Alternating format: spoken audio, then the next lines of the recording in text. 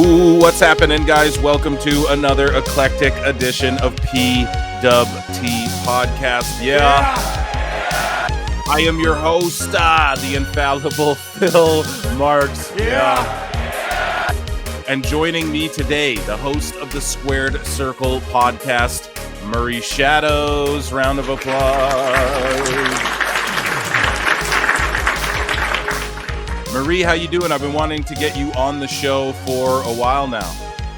I'm great, Phil. Thank you for having me on. We finally got a chance to do this, and it's going to be super, super fun. It is. I got to take care of some housekeeping first, so let me please shout out my members here. My tribal chiefs, Tyranitar JND, Lincoln Hawk, Tom Reed, Donnie Soares, You Ain't Hype, Brody Campbell, Brad Becker, Jay Chase, Leah McBlain, Andre Adams, The Big KC, James Gonzalez, Savage Wrestling Podcast, LK, George Captor, Bocce Ball Pro, Scully Vibes, Gilgamesh, Jamie Earhart, Cruz Madrid, Derek H. I acknowledge me. So those are our tribal chiefs, whether it be on Patreon or YouTube. YouTube.com/@prowrestletimes. We're at like 1,100 subs over there. Thank you so much for that, guys. The main channel, YouTube.com/@Pro Wrestle Clips, is at 4,000 subscribers, and we're in the thousands over the millions of views. So round of applause for the PWT universe. Only a year and a half old. I can't thank you guys enough. So if you become a member below, it's like 99 cents. You become a member of the channel. You can throw a little more ducats and get a shout out on the show. You know what I mean? And that's how you get acknowledged as one of our tribal chiefs. You can find me everywhere on social media at prowrestletimes, and you can find Marie Shadows. Where can people find you on X and your YouTube channel? Why don't you plug those real quick, and then let's talk about them.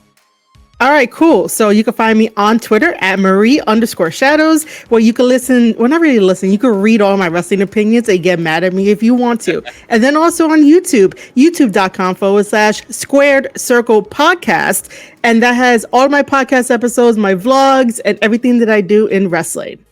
Let's go. Okay, so quick intro, guys. We just want to jump into things. So, Marie, how you doing? How's life? How's things? How has the world of pro wrestling been treating you as of late? Well, I'm just surviving because it just seems like just to be in survival mode. But as far as wrestling, how it's been treating me, the internet, the IWC, the internet wrestling community, you guys have to take a chill pill. I'm just saying.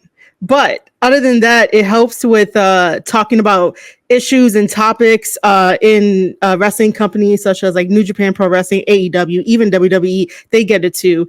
But yeah, I usually look at what's happening online, turn it into content because sometimes they are worth discussing. Yeah, I agree fully, and I like your content, and I like one of the things I like about you, which we'll get into more, is you cover like the Marky Mark stuff, man. You're into New Japan, you're into MLW, like that's like nuts, man. Not every, let's be honest, there's not a lot of people. I'm not trying to knock these things, right? I cover them too. I spread the good word. Okay, there's not a lot of people like us domestically in the Americas that are like consuming this stuff. MLW is getting a little more popular. New Japan has had its waves, but especially women who know their shit and know what they're talking about, especially when it comes to the likes of like New Japan Pro Wrestling. That's really cool that you do that. So I applaud you for that. And you stand out. You're you're rare. You're one in a billion. Thank you. Yeah, absolutely. And so I appreciate your perspective on that. And but before we dive more into that, let's talk about if I'm not mistaken, you had do you work with MLW, or you work alongside them, or you work with them independently contract? What do you do with MLW? So basically, I do media press for MLW. So basically what that means is that every time that they open up the media press box, anybody can apply if they want to include that on their like overall wrestling content creation. So what that means for me is that I can go to the shows. I've been to their Philly shows. I've been to their New York shows because I'm a born and raised New Yorker out here. And then if I can't make it to a show, they ask me to review the show and then put the review out like the day after it goes live on, Fight TV that became Triller. So me being media press, I get the treatment, I guess, or, the access to MLW. And I can tell you for a fact that like, I love the MLW family. Every time that I go, it's top notch service. And I'm the type of person that like, I don't just stand around and let people do things. I tend to go and ask them, hey, do you need my help? And I would do this unpaid. I would do it because I love it. And like, I want to help them out because I realize that in wrestling, everything is a team effort. There's no I in team. We could get there a little bit later on, but essentially I offer my help because I just love helping them and I love the hospitality that they give me. But essentially I basically use my platform to have them on my platform whenever I do the media press, whenever I interview wrestlers. I've interviewed Jacob Fatu before he went over to WWE and other people. And I just have them on my platform. So that's basically what I do as media press for MLW. Yeah, so I didn't know if that was like they hired you straight up or you worked like sort of just like an affiliation with them. So that's I wish. Yeah, listen. When they had the opening for the writer position, because in my background I have a bachelor's degree in creative writing and a publishing certificate. Right. I applied and I didn't hear anything back, but I shot my shot. But I would love to. Shoot, baby, shoot. Yeah, I would love to work with MLW in some type of, contract capacity. I respect that for sure, and I think they need people like who are passionate, clearly, like yourself. I think the wrestling space, benefits from that. People who are like trying to help grow. I think the new guard of wrestling content is like content creators on YouTube, and that is people like us who are just very passionate and like want to see it grow, and like this old guard of the media kind of. And I'm not saying don't be friends or buddy. I'm just saying like a lot of them, they just like want to be one of the boys or something, and like as much as that would be cool. I would. My talent's like I got the gift of gab, so if I can just talk mess and help people that way, that's the way I'm gonna do it, from afar. Yep. And I'm just gonna poke fun and react to the shit. And I interview a few wrestlers here and there, but I try to make it. I don't try to get the inside scoop. I'm just trying to same here. Yeah, I'm just trying to have fun with them, And you interviewed Jacob Fatu, the work he's doing in WWE. How proud are you? I am so proud of him. I had to email him to be like, bro, I'm so proud because, it took a while to get the Jacob Fatu interview, but he was just so kind that he was like, yeah, you know what? Let's just do it right now. And there was also another story too that I will never forget, that when I was doing media press one day and it was him with Lance and Juicy, and I'm just downstairs in the Melrose Ballroom out here in New York City, and I'm just videotaping on my phone because I'm in work mode, and if I'm in work mode, I'm gonna be like videotaping, taking pictures, and he ends up tapping me on the shoulder, and he's like, "You still here, sis?" And like, it took everything in me, the fangirl in me, to like not fangirl, because he said, "You still here, sis?" And I was like, yeah, because I'm still working. I'm never gonna forget that kind of like interaction. But I'm super proud of Jacob. Super proud of him. Just good dudes too. Yeah, like Roman Reigns went out of his way one time to like grab me and acknowledge me, like legit. He went out of his really? way to let me know, like, bro, I see you, even though this crowd's mobbing me. Like, and he grabbed me by my shirt, like a big brother would do to a little brother, and he's like, "Hey, yo," like, and then he shook my hand, and then we just kept it moving. But it's like, just those guys are good dudes, man. They're really good dudes. They are. That whole family, just seeing the bloodline. Yep. Like I'm Aboriginal as well. I'm not like Polynesian, but just being like an indigenous person and seeing like what they're doing, man. I love that shit so much. Cool. Like, yeah, it's been the coolest. The bloodline, man. I'm ones up forever. As far as MLW though, I watched this stuff. I've been telling my listeners for the last like few weeks, possibly couple months now. I just throw MLW on more frequently now. I feel like they have more of a YouTube presence. They have the Atrocity Cruel, who's just so badass. They have Steph Delander doing stuff there. Well, she's more in TNA now, but she was doing stuff with Mance and I don't know. I mean, I can name all the stuff. They have like a Japanese, like Yuji Nagata and stuff, I believe, is just wrestling there and stuff like that. So And then Jacob Fatu, Alex Hammerstone just came from there, and they have some sometimes a reputation of like, I don't know, contract stuff and all that, but it seems like that is sort of old guard and it's sort of changed, right? Like I mean, it seems like there's a bright new, like with this wrestling boom, I feel like MLW is feeling it, and they have a bright new future like ahead of them as well, without sort of the stink of like they beat WWE in that case or whatever. Yeah. So they're good to go. It's more like, oh, maybe they were right, and you know, like these guys were actually onto something here. So yeah, I don't know. Shout them out. I love what they're doing. Is there anything in MLW that you want the people like, yo, you need to be tapping into this? I would say that if you get the chance to go to a live event wherever they are, that is the best experience you could ever go to. I always love going to the live experiences. I love, you know, obviously I do the media stuff, so I get to, you know, get there a little bit earlier and like, you know, just me help out if I want to or not. It's not obligated. But you as a fan, please make sure to go out there, go support them, and you would love the fan experience. You worked with WWE Network at one point, did you not? Yes. Okay, so why don't you tell us about that? Yeah, just give us the whole breakdown. I want to hear it all. What did you do with them, and like what happened there? Okay, so originally, because this is like humble beginnings, right? So originally I wanted to work with WWE since I was like 7. That was like my childhood dream. I wanted to be a writer for WWE. That's why I have my creative writing degree and a publishing certificate, because I wanted to do that. I did not get in, but I managed to get my foot into the door by applying for the WWE Network logging position that they had. And that was in 2018. So it took me 28 plus the 29th time they tell you to do another application for some odd reason. So 29 times it took me to get there. Wow. And it was 5 days a week. I traveled from New York City all the way to Connecticut, back and forth for like for the shift that started like at 8 in the morning and I got out at 5. What I really did was sit down at a cubicle and watched WWE programming.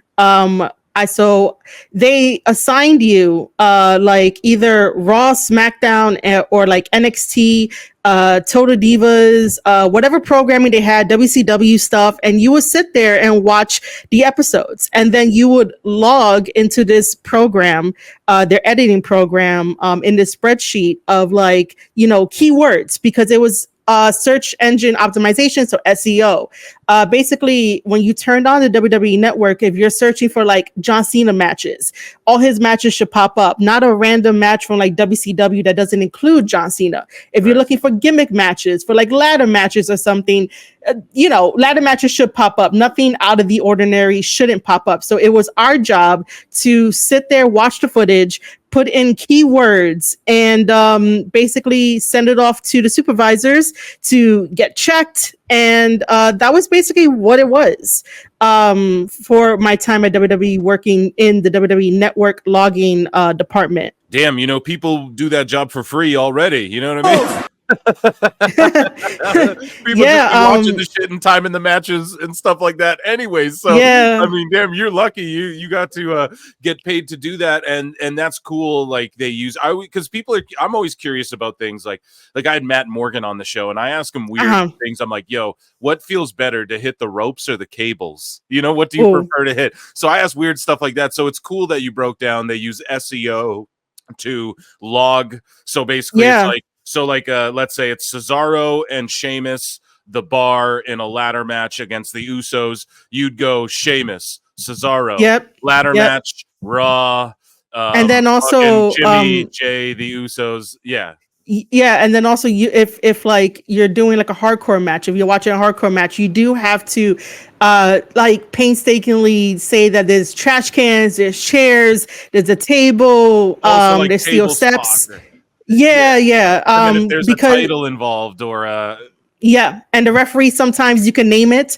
The rules weren't like super strict until like we got to like Chris Benoit, but that's like a whole nother like weird shit. I was just so God. Explain to me that when you get to Chris Benoit, what does WWE tell you about editing Chris Benoit content?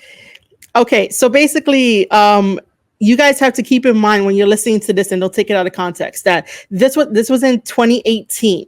So this was before the changing of the guard in WWE. So this is 2018.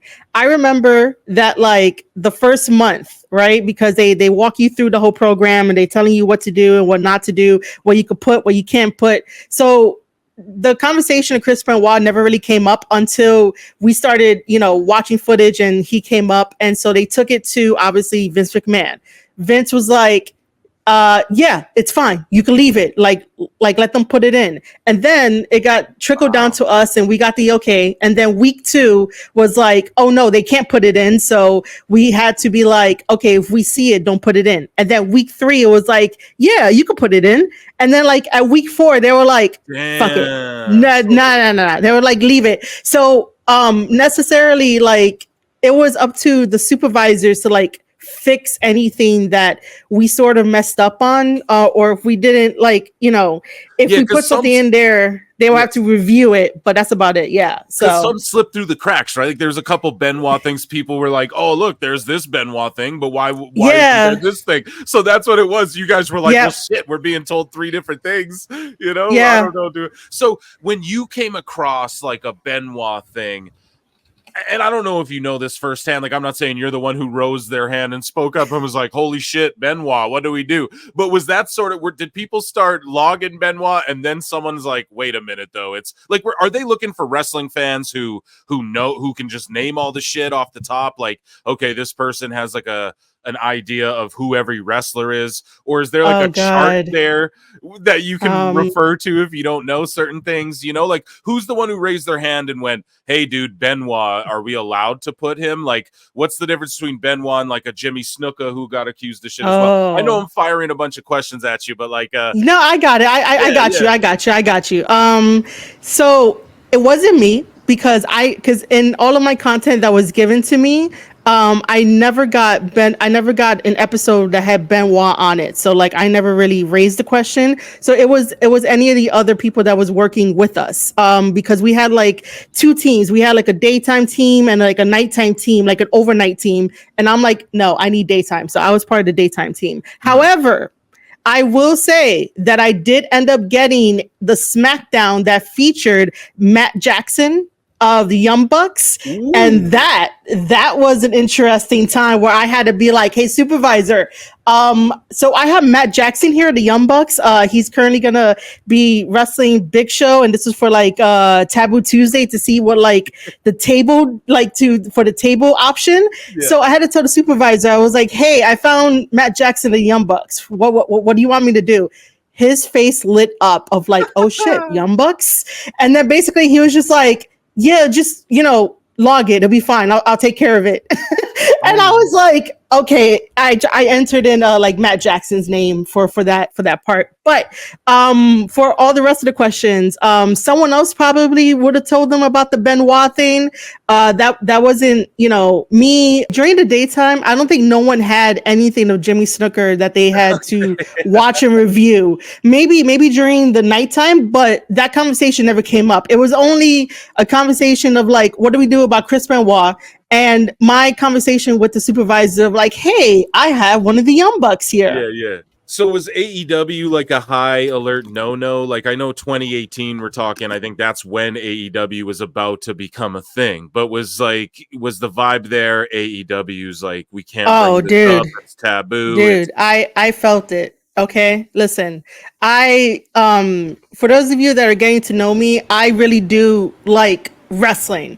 I am very passionate about all kinds of wrestling. I'm not just going to tell you to drink the Kool-Aid or whatnot, but when I was there, and remember 2018, this was a different guard, you felt that. You felt like you had to drink that Kool-Aid at that time. So yeah.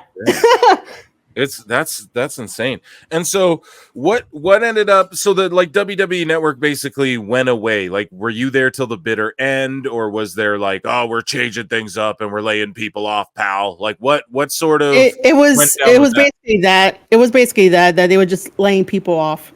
And like COVID and all that kind of stuff went down. So I mean, yeah, so and then the network disappeared. So yeah, what like your thoughts on that, I guess. RIP Network? Did you have high hopes for it? Were you like proud of it when you were working there, or was it like a typical WWE nightmare office job that we hear about?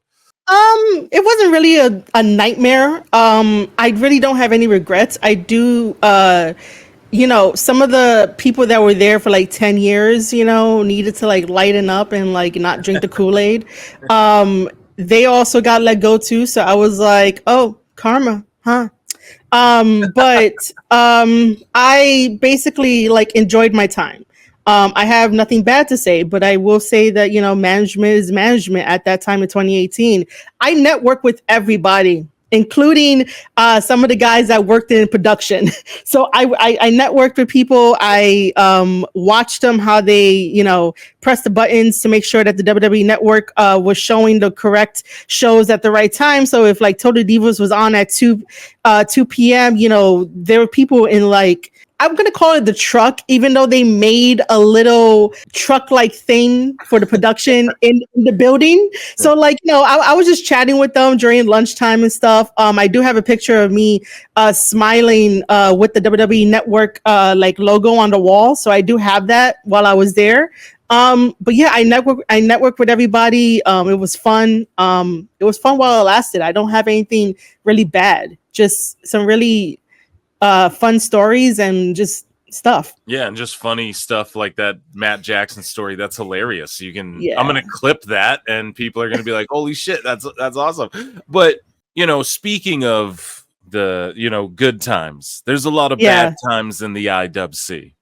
Yeah. And what do I mean by that? There's a lot of tribalism going on. Whatever, we all partake in it. I had Alfred Konuwa on the show from Pro Wrestling Bits, and I'll be doing his thing. I think like tomorrow I'm doing something with him, or today Time Cop. By the time this comes out, Time Cop, I'll be over on that channel. But he brings up like tribalisms and everything, so that's not even really a big deal, like Tony Khan and them want to be tribalist until they want to be competition until people start forcing them to compete, and then it's cry wolf, and then it's cry victim.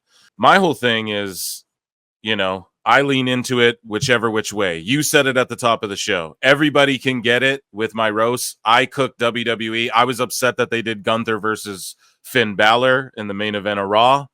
I don't like when they do heel versus heel shit. Like you can do it sometimes, and it did work there. But I just felt like it was a little weird to just do that because Priest is fighting Gunther at the pay-per-view. Like we almost didn't even need that match. And to do a heel versus heel, I don't know. I just didn't like it. So I criticized it. WWE folk get mad at me. You criticize something AEW. The sickos, they go insane. I'm sure you felt the wrath of that. Oh God. Yep. Yeah. And you like to stick up for New Japan. A lot of people criticize AEW. Oh yes, I do. Man, they fucked New Japan is pretty much what I'm getting at. Okay, Marie? And, yep, got it. You like to stand up for them. So like, just what are your thoughts on like the whole AEW New Japan relationship? What's your opinion on all that and all the sickos that attack you when you just say the truth? Well, it is one-sided, guys. I hate to tell you, it's one-sided. And it's one-sided because we've seen this pattern in TNA. And there's a reason why TNA doesn't work with AEW anymore. And TNA is getting more publicity with WWE with the sharing of talent and going back and forth. Of course, I will say this, that no company is perfect. Don't ever think that if I talk about a company more than one other company that you like, it does not mean that it's perfect. I know every company has their flaws. However, that doesn't mean that, it can't like get better, or I'm saying that one is worse than the other. With this partnership with AEW and New Japan Pro Wrestling, the writing was on the wall, especially with the way that Tony Khan talks about the good old days, the 90s, and whatever wrestler that he likes. And I've said this in my videos, which you could go check out on my YouTube channel, which, the reason why like I stand up for New Japan Pro Wrestling is because everyone treats it as if it's like not why is my brain thinking comparable? That's not the right word, brain. It's not. People think that sometimes it's not competition because it's Japan is Japanese. But you have to understand that every single culture in the world of wrestling is different. And every single wrestling culture, so to speak, presents us with something different that we could all fall in love with. It doesn't have to just be like, oh, WWE only and like, you know, TNA only. Like you can appreciate what WWE can give you. You can appreciate what TNA gives you, AEW, MOW, GCW, even though I really don't talk about them, which is not my thing to do. But all these wrestling companies give you something different and you can love something different about each and every single one of them. The partnership in particular tells me that Tony Khan is out to get wrestlers that already know what they need to do rather than really building his own for the AEW brand. Now, people might come at me and be like, oh, well, AEW has the pillars. Nobody else called them the pillars except for Tony Khan. You see how that is? Tony Khan jumped the gun to tell you guys and basically shape your mind into thinking these are the pillars, and you guys are going to say, oh, they're homegrown. They are homegrown to an extent, but they're not being used as the homegrown talent to push the AEW brand forward. That's why like WWE has this already down. But I think I'm probably getting off track and going off tangents. You're cutting a promo. I love it. I love it. But see, my thing is that like I care about wrestling. I care about the performers. And we have to stop seeing the performers in a very selfish way, because that's what I'm noticing about the IWC is that sometimes they think so selfishly and they're so, self-indulgent of like what they want. Well, they're fickle and what they want changes all the time. Like I'm guilty. We're humans. So what we want changes. So we can't just, I want this. That's what kids do. Right. So just as seemingly adults, I'm sure there's some 14-year-olds in there roaming around, but I'm just saying as people who are grown and have been watching wrestling, a bunch of us, at least if we're going to have these opinions and, they should be mature enough to understand that their fickleness and their human nature shouldn't dictate like a creative endeavor. I don't know. Sorry, you were on something, but no, I was gonna jump off of that too. Like it's not only that, right? It's a combination of what you just said. But when I talk about the IWC being selfish, is that if something is not given to them in the way that they plan, whenever they talk to other people, whether that's like in Discord, on Reddit, or anywhere else on the internet, that it has to be according to how they want it. Like for example, when CM Punk shut down the journalist that was like, hey, I hope that you and Drew have your first match in a steel cage. That's like super fantasy booking to the point where it's like it's serving you and your idea rather than serving the bigger picture of the story that they're trying to tell. Everything that AEW does serves a very super niche of a person that says, I want this because it is cool. But the moment that you get it, no one is sending flowers to Edge for breaking his leg, are they? No, they just moved on to the next thing.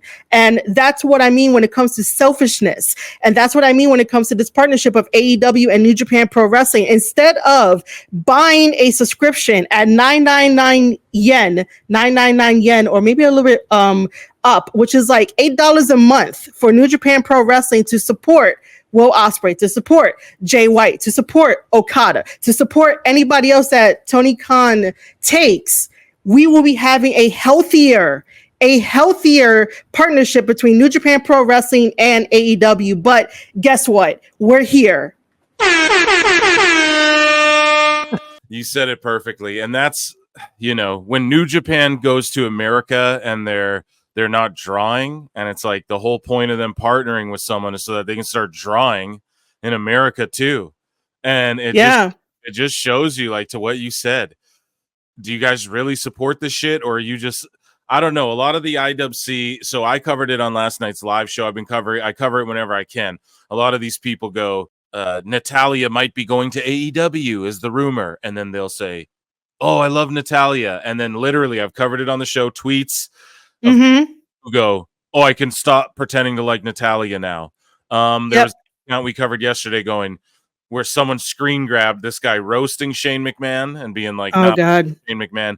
And then the very next thing he says is, oh, I guess I'm going to have to start singing Here Comes the Money because he wants, I saw that. Yeah. So I can't, I fucking, I can't stand that stuff. I think it's craziness, and I Yep. think that it's like intentional though. It's to rile Yep. people up so you Oh, interact yeah. with it and they make their So I wanna add on to that because I really do dislike it when we're gonna call it for what it is. It's bad faith people that end up having a blue check mark, and we now know that you get paid. So sometimes when they write certain ridiculous stuff on Twitter about that, it is to get you riled up.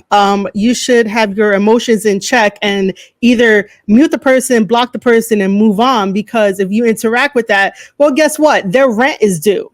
And they're not gonna, and they do it in a way where they know they could get really good impressions. Now, I'm not saying that it's bad to do that, because you could have a good conversation on Twitter and still be happy that rent is due. But if you're doing it in a malicious way, just because it gets the IWC and other people riled up, that's bad. That weird. really is. It's a weird thing. Yeah. It's a weird, gross thing that social media created, that kind of yeah. I remember before, even when there was the internet, but it wasn't really used for what it's used for now. I remember that, and it was much better times, I must say, Yeah. But then also you look at on the flip side, and it's we couldn't be doing this without the internet. So is it?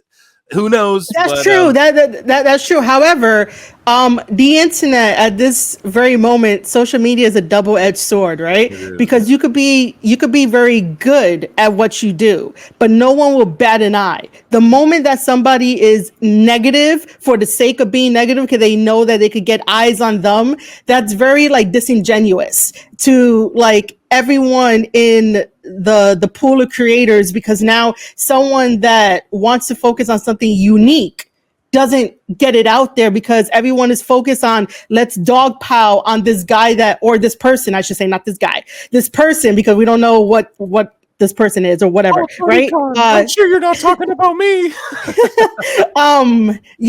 They basically dogpile on this one person that says something negative, and they allow that to either ruin their day or whatever, and don't even look at the content creator who does the most unique thing in the content creation space for some odd reason. It's why does negativity have to go over so much, but anything that's unique doesn't get there as fast?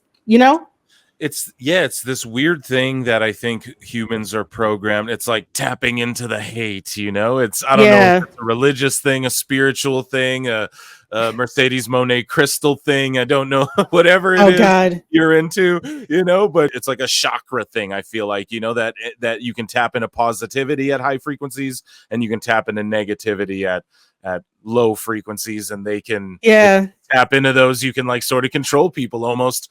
Conspiracy theory, X-Files, Alex Jones. Yeah, right? Yeah, no, I'm just messing around. But let me ask you one last thing about New Japan as well.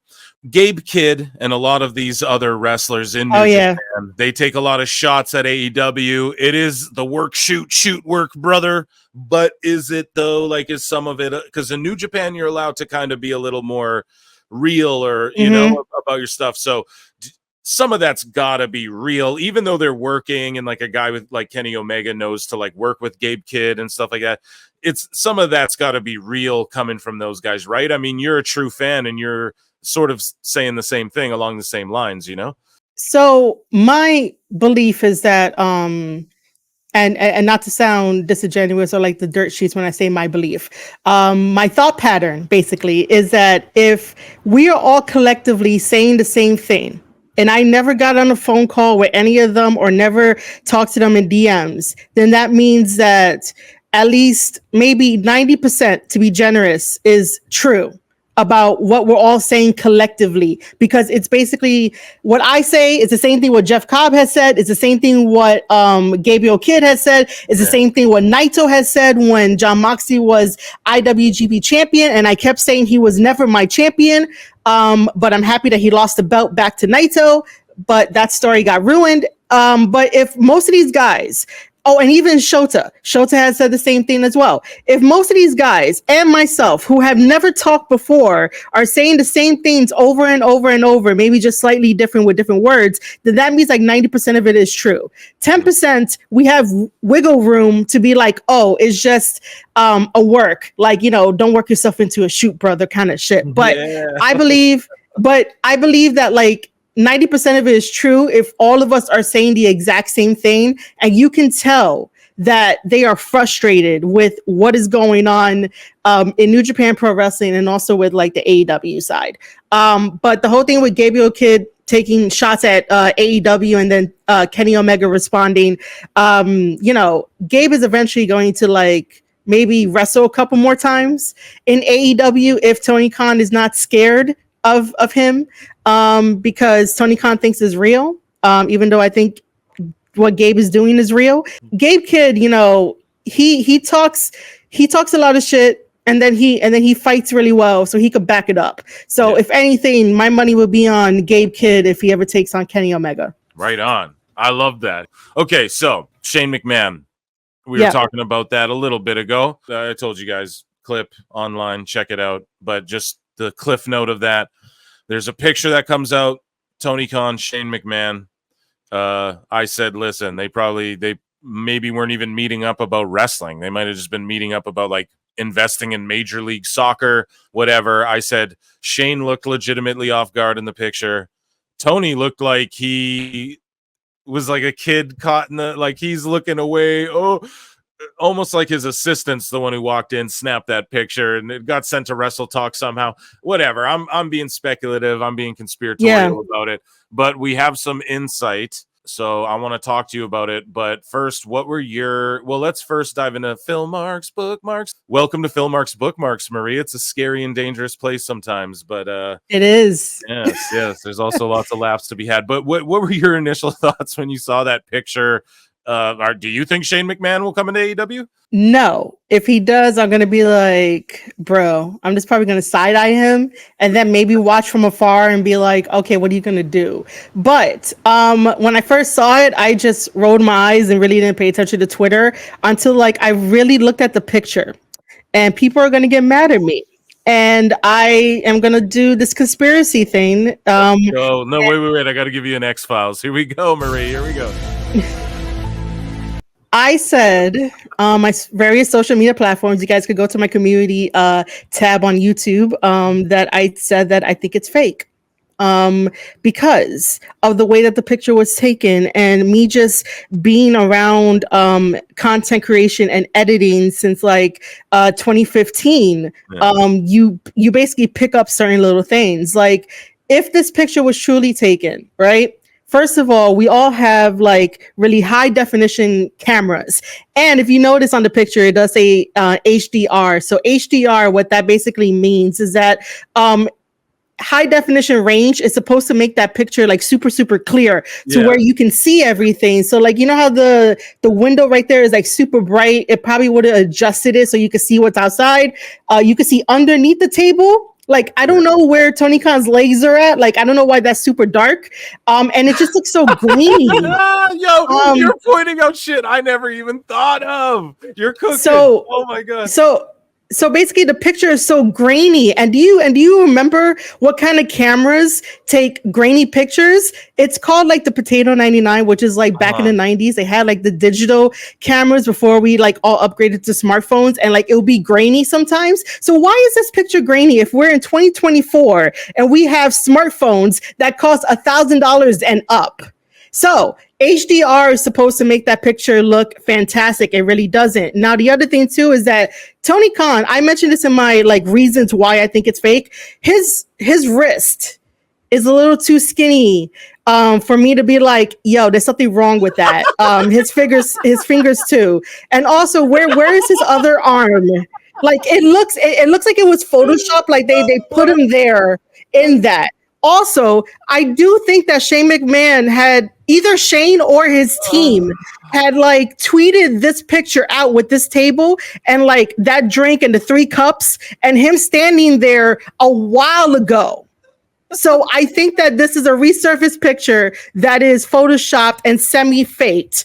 And by the way, why is Shane's body not fully in the picture if someone is opening the door and taking a picture? Like the angle doesn't make sense when you look at it. Oh You know, shit! you have a serious face of Shane and then a shocked face of Tony Khan over McMahon, here. yeah.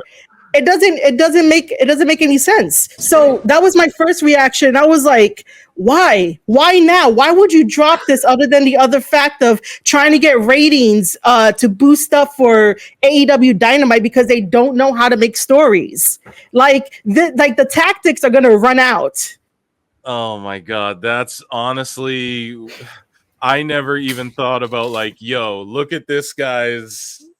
Listen, where's his legs? Look how skinny his wrist. Yeah, Basically like calling him a skinny geek. so basically, right? If we look at Tony Khan, in 2019 when he was doing the media scrums, and they always use that one picture, right? He looked absolutely good, right? Like you could tell that he has a healthy frame, and then all of a sudden, 5 years, now it's like, hello, I think something's wrong. Like it looks wrong. And by the way, once I saw the HDR up there in the picture, I had to do research because I was like, wait a minute, why would any picture, if you take a normal picture of you and your friends or a selfie, HDR does not pop up. So I don't know why. That's like plugging a video camera into a fucking like that. I think that shit pops up when you like plug your digital camera, or maybe a phone now into like a television. Something like that, right? Something like that. Yeah, like one of those like photo boxes or whatever. I don't know, but I was curious about that too. And I'm glad you raised that point. And my theory also was like, if this was snapped on Monday and Wrestle Talk got the scoop, then why didn't they release it Monday? Why did it just come out on Wednesday before Dynamite? We'll see if it helped the ratings at all. But I never never even thought to break it down the way you did. The way I took it was this. They're in this office. Tony Khan looks like he set this all up, but you're right. He looks like he's got like the Little Rascals, like he's sitting on one of the Little Rascals' shoulders, and that's like a child's arm. That's Alfalfa's arms coming out the fucking side. You know what I mean? Like that's what it looks like. You're like, dude, is this guy E.T.? But it looks as though Shane is truly caught off guard and in a serious discussion, and then it looks like Tony Khan is like, oh, hey, my assistant, how are you? Yeah, right. Look at Shane right now. Like it's almost like he knew someone was gonna come in, snap the flick, and then they were gonna drop this on Wednesday, and they could have been talking about anything. Well, we have an update. Our conspiracies aside, Marie, you caught me so hard with your analysis of that. That was brilliant. But we have some like update on all of this, because me too. I was sitting there going, look, this is just a ploy to get ratings. This has got to be photo. What is this? Tony must have leaked this himself, but the dirt sheet should be ashamed. Let's say this is going to happen. Why would you want that out there purposefully? That makes me think it's not going to happen for that reason. But either way, I digress. It's time for a Dave Meltzer dumb moment of the week. So Dave Meltzer, says, I know Shane McMahon has looked to get back in WWE. So Shane has been looking to get back in WWE. I bet Dave's making that up, but let's continue. I know that the people in charge of WWE except actually like Tony Khan have no interest in him. Could that change with the idea that he'd be willing to go to AEW? Maybe, maybe not. So Dave's creating a narrative here. Yeah, he is. Yeah, this is all his speculation, but he's going to just start it by going, well, I know that he looked to get back in WWE. Did he? How do you know that? You got to say how you know that, or we ain't buying it. And yeah, he goes on to say, should AEW take him? Which is probably the big question. Is it a leverage play for him to try and get back into WWE? Wouldn't surprise me at all. So Dave now with a conspiracy. And he's saying like, look, maybe Shane did this to try and make WWE go, oh no, we're gonna bring you back in, Shane. I pointed out on my show, how do we know Stephanie, Triple H, and Shane aren't all on the phone laughing like he really met with our brother? You know, he really met with Shane. Like, what a fucking idiot.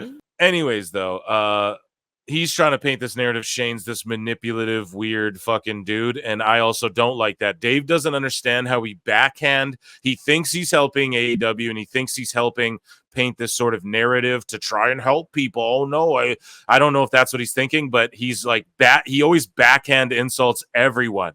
You know, he's like, oh, why'd you bring Hologram in? I mean, he's good, but like Commander's better, but Commander's a jobber. And it's like, well, you just buried everyone there, and you just buried Toros, who just went fucking 30 minutes with Commander on the Ring of Honor pay-per-view, dude. You're burying everyone, Dave, and you don't even realize you're doing it because you're a dummy. Yeah. But, so Dave goes on to say, but I know from people in WWE, name them or narrow, at least say, I have a source, I can't name them, but if I'm wrong, fuck me. At least say that, but he won't ever do that. It's just, oh, well, my source is wrong, not me. Fuck, and we don't know who that is. So anyways, I know people in WWE, like I said, he's tried to get back. There's a lot of negativity, I would say, has been there for a long time. What, with like the old guard? Dave always talks about WWE like it's like 2016 still. Yeah. Still or 2008 still. It's fucking, it's liar! What are your thoughts on that, on Dave's take? It's Uncle Dave being Uncle Dave, and you can't tell him anything different because it's Uncle Dave. Like, he thinks that chip on his shoulder is gonna keep him safe and untouchable forever, and it's like, no. You know, sometimes it's okay to say, if you are reporting or making stuff up, it's okay to say, I don't know. Yeah. We'll have to see what happens. You know, you will get a lot more credibility and go further if you tell your audience, hey, I don't know. You're absolutely right. So we get the headline from the Observer saying Shane McMahon issues statement on great meeting with AEW's Tony Khan. So that's their spin. Shane McMahon did issue a statement. We're going to read it here, but just there. And Meltzer talks about spins. We've covered it on the show. God. He admits it in his reporting. Like, well, you could spin it this way and spin it. He fucking talks about it. This is their spin. Shane McMahon issues statement on great meeting with AEW's Tony Khan. Was it so great? Well, let's continue and look. Via PW MMA News, but this is the source is busted open after dark. Bully Ray says, yo, I called Shane McMahon, and he gave a statement and cleared up the air. Here's the statement. He read it on the air. Statement after meeting with Tony Khan. Tony and I were connected through a mutual friend, and we had a great meeting. We talked about many things. So exactly like myself and Chris Connor said on the live show, guys, they were probably talking about investing in fucking, who knows? Tony could have been like, yeah, let's start a Major League Soccer club. Oh, hey, AEW, right, you know? And then he can spin it and go, yeah, we had a talk about AEW, and that's why I think Tony's assistant came in, snapped the pick, they got it to Wrestle Talk. I think Tony weaseled this interaction where they probably did talk about AEW, but they talked about it in the way of a business venture, and they talked about it in the sense of I bet this meeting was predicated on things other than wrestling, but I think that this is the same when it got out that Mercedes Moné talked to Shane McMahon about AEW in the airport. That's called embellishing the truth. If they're not lying, they did, but this is what the conversation was. Ready? Hey, Shane, good to see you. Hey, I work for AEW now. And then, oh, that's great. Yeah, keep doing your thing. Love you. Got to catch a flight. Bye. That's the conversation. So it's not lying to say they talked about AEW technically, but it's embellishing the truth. And that is what this is right here. And I feel like that's what this picture is. It looks like Tony's like, oh, yeah, didn't think you'd come in. Hey, assistant. Oh, yeah, get us a coffee. And then fucking Shane's looking at him like, are you filming me, bro? Like, yeah. Like, bro, we're having a conversation here. What the fuck you know what I mean? So anyways, though, let's read Shane's statement. Tony and I were connected through a mutual friend, and we had a great meeting. We talked about many things, but mostly about our shared love for the business and the rewards and challenges of working with family. Damn. So, you know, Tony's like, oh, you know, our dads, right? Jesus. I congratulated him on the 5-year anniversary of AEW and look forward to how he evolves the business moving forward. So, I mean, just a basic, like, they just talked and consulted a bit. Tony's known for like making people sign NDAs and meeting up with Jim Cornette and like early on, and other names, other people as well. So I'm not saying Shane signed an NDA or anything, but that's what I think this is. I think Tony just figured a way to get Shane in a room and snapped a picture of it, dropped it on this Wednesday because he wants over 800,000 again, because he had about over 800,000 the last two Dynamites for about an hour of each program, which is good for AEW, all things considered. And so just leading up to All In, I think he's trying to drum up as much hype as possible. And it's kind of a little desperate in my opinion. But Marie, what are your just like final thoughts on all this? And do you think it helped AEW in any way? I really do, I appreciate and respect Bubba Ray 100%. Me too. Yeah. It's just a part of me. A part of me is always going to be like, we'll see what happens in the upcoming weeks, because even though that's a very nicely tighten PR kind of statement, because Shane knows everything about, how to keep up with like PR and how to keep up with the look and stuff without giving like too much away. To me, in the back of my mind is like, I still think the picture is fake. I still think, this meeting really didn't happen. I'm more inclined to believe the way that you explain it, about like the quick little chit chats and not an actual like board meeting, which I found out through I guess the internet peeps that in airports they do have like office rooms dedicated to meetings. You could tell I don't really travel like that, so I don't have business. Well, I can tell you, like, just in the entertainment business, like shoot work on the shoot work, brother. But that's where people meet, dude. You get executives. They're just happen to be at the same airport. They get a little office like this. Their private jets happen to land on. They're just happen to be walking through. That's how people do meetings all the time in the entertainment industry. I'm sure it's happened in wrestling numerous times. I'm sure a lot of airport deals. Napkin deals are made in airports. So we'll see what happens in the upcoming weeks to see if like anything comes about this, because I'm still going to be on the side of like, hey, I'm going to trust my gut on like what I see, and then we'll see what happens.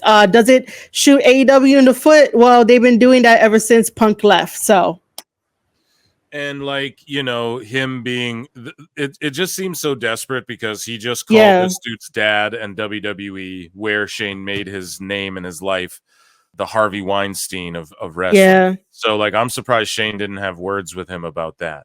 Right. That might be why Shane looks so red. Maybe he was dressing him down or something. Who knows? But yeah, that's I don't know. That's about all we know of it. And if Shane shows up at All In or something, okay, then he pulled it off. If he doesn't show up, it's just another backfire fail of like a little marketing ploy. And oh no, it's just to drum up the internet discussion. Nah, dude, It just stinks of desperation leading up to All In my opinion. It's just kind of, it's like lol cow at this opinion. You know what I mean? You know what a lol cow is? Yeah. CM Punk, he talks about airing the Jack. Just look at the look on his face in this one. He's just like, all right. Yeah. But he gets asked about AEW airing the Jack Perry footage. Let's listen to his reaction to it, I guess, months later now. So it's just, it felt really ugly. Like, but then I was just like, why? Like, showing that footage isn't gonna help them or hurt me. So I was just like, whatever. And I did you get? I was said being the top draw in like 2 different companies is pretty wild. Thanks guys. Yeah. He was their top merch seller in AEW and WWE at the same time when he switched over. That's insane.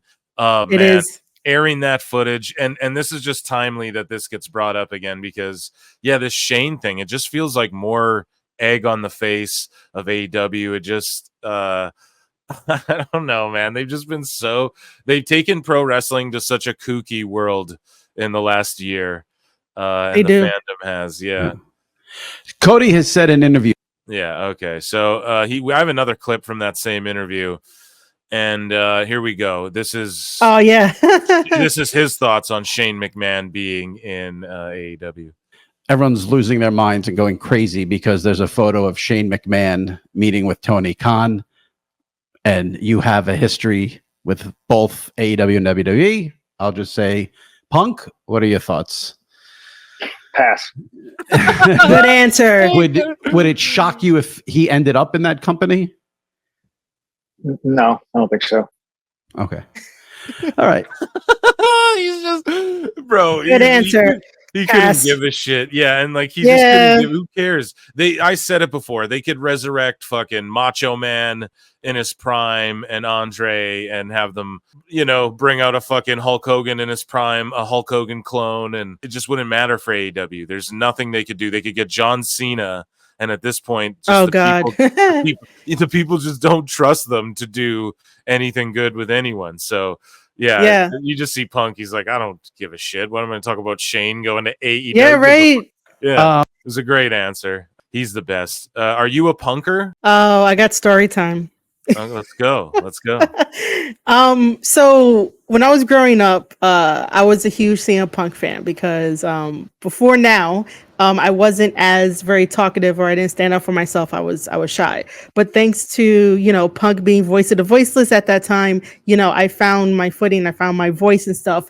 But it wasn't until he decided to do Colt Cabana's podcast that, throw everybody under the bus, that I saw it in a whole new light. And I was just like, just F Punk everything and blah, blah, blah. And I threw out all my Punk stuff and like my t-shirts and stuff like that. Because I really didn't like that. That shit was really cold and that was really bad. I followed the court case. I followed the court case because it sounded like I said something else. I followed the court case between him and WWE because it was well documented by someone else in the IWC who did a wonderful job about covering it. And, I just left it at that. We both have each other blocked at a time where, emotion took over, which is totally okay. But because it's 2024 now, I have accepted Punk to be Punk. And one day I hope to talk things out with him and just be like, all right, cool. I want to have one of those Indy Hartwell moments where she told him that she got disappointed in him. And then they, just high five or whatever, just because of like, I don't really, I'm older now, I'm wiser now, when you do stupid shit when you're younger, you're like, have all this anger, and then when you realize, oh, that was stupid, and then when you actually see the change in someone like Punk, who's very stubborn, you kind of appreciate the fact that everyone grows up. Everyone gets a second chance. It doesn't have to be like buddy or whatever, but I am enjoying what CM Punk is currently doing now in 2024. And by the way, when he was in AEW and he did the whole Ring of Honor thing and he brought out his old Ring of Honor song and everything, like I had a pop. I had to mark out for that because I, experienced that at one point, I believe, when I used to go to Ring of Honor shows back in the day over here in New York City. So that nostalgia was like, all right, so that's my story. Well, that's what controversial and provocative, if you will, CM Punk, or I don't know if he's provocative, but he's definitely, he engages people and you either love it or hate it, so people fall on different sides of that aisle all the time, Well, I was going to make this joke that the IWC thinks that hugging your coworker can be provocative. It's true. That is true. They're not very rational. Speaking of irrational in the IWC, and hey, listen, Punk will unblock you one day. I don't know if he Twitters too much, but Adam Pearce had me blocked because my old co-host, and then he unblocked me. Now that, my old co-host used to trash him, so I got blocked pretty early on in this show, and then he unblocked me recently. So, and I've always liked Adam Pearce, so there you go. But anyways, here's one of the sickos, WWE Real One. He's like, ? And Ricky Starks blocked him, and he wonders why.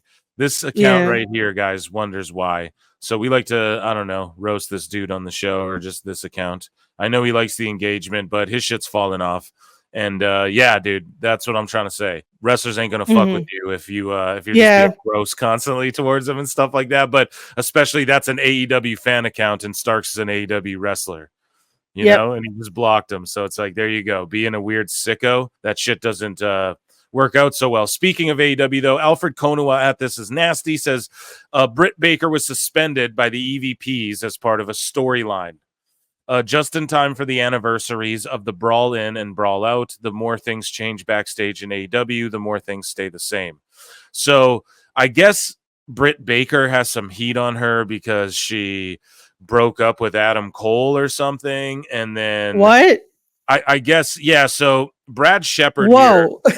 Yeah, so Brad Shepard is at Canceled Unleashed now. Now, I'm not a fucking Brad Shepard fan here, okay? Like, but he just yeah, no worries. No, yeah, don't worry. I'm not like sitting here putting Yeah. over, but we cover it all here. No worries. PWT. And so this dude, No worries. yeah, I follow people I fucking hate on X, but I mean, if they're talking shit or it's something I can draw some content from, or they can add some insight. Because Brad Shepard was a pro wrestling writer at one point. He was considered, like, I wasn't really like prominent in the IWC during his time, I guess, but he had broken stories and he was a source at one time. But he's made crazy claims. I've listened to this guy's gone into hiding. He's been doxxed like multiple times. I've heard podcasts where he's saying crazy shit. I'm talking like a year or so ago, where he's saying that Britt Baker banged Christian Cage and Adam Cole lets her like bang other dudes and stuff, and she like banged Christian Cage or something. And there's he's claiming crazy shit about a lot of different people, but I remember him saying that specifically about Britt Baker. Now, I'm not for 1 second at all saying Alfred Konuwa is agreeing with anything Brad Shepard says either, so please nobody conflate that either. But apparently, like, Britt Baker, after Comic-Con, they suspended her and they're building up to All In. Now, the rumor is she's like moving out of the house or the loft or whatever her and fucking Adam Cole had or something, and they are broken up or something like that. I was trying to read through the IWC. I couldn't find anything solid, but this is what people are saying. And so she wasn't on TV. People are saying, I think what Alfred Konuwa is alluding to is like, no, Adam Cole and Tony Khan. Like, if you watch AEW All Access, 10 minutes of Tony Khan, I made that video. You'll see it all there, all the footage. Adam Cole and Tony Khan are like hugging each other. They're pretty much making out, right? They're fucking.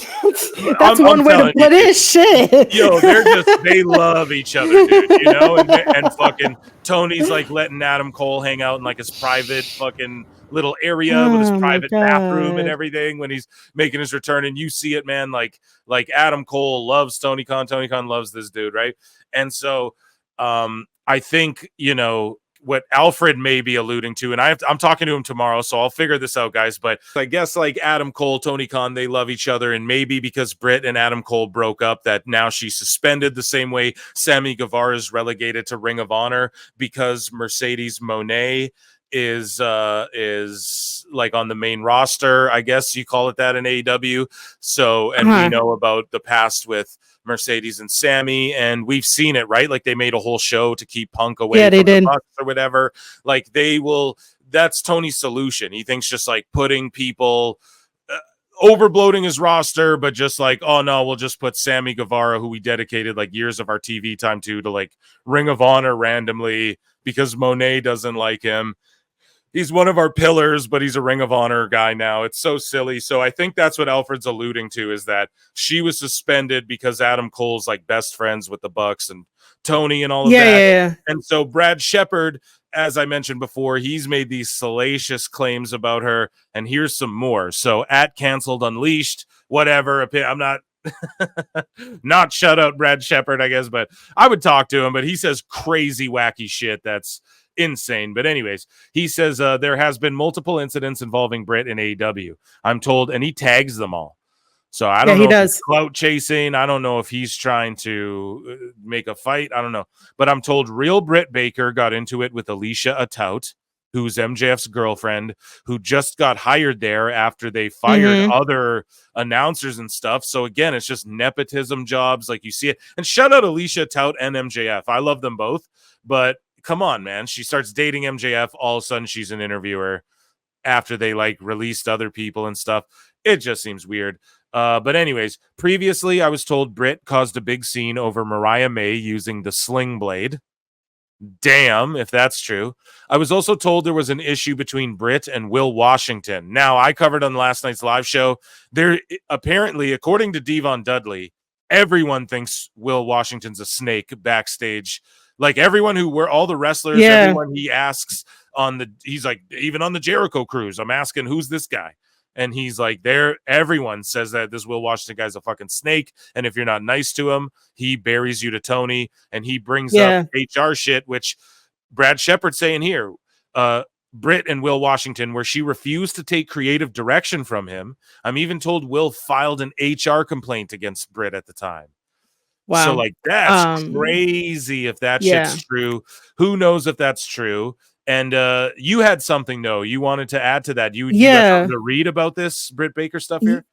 Yeah, I also sent you the link in DMs over on Twitter. But when in doubt, go search on Reddit.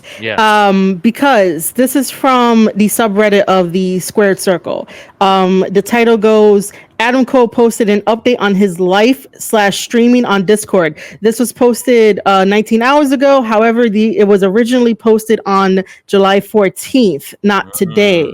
However, Adam Cole goes by Chugs for anyone out there. So in his Discord, he says, "Hey, Chugs Army, just wanted to take this time to give you all a little bit of an update. Can't explain how much I miss the streams and hanging out with you all. So this move has been much more intense than I had planned. I am moving by myself from Florida to PA, so it's taken much more time than I had planned. I don't think I'm going to be able to stream until next week. Sad face.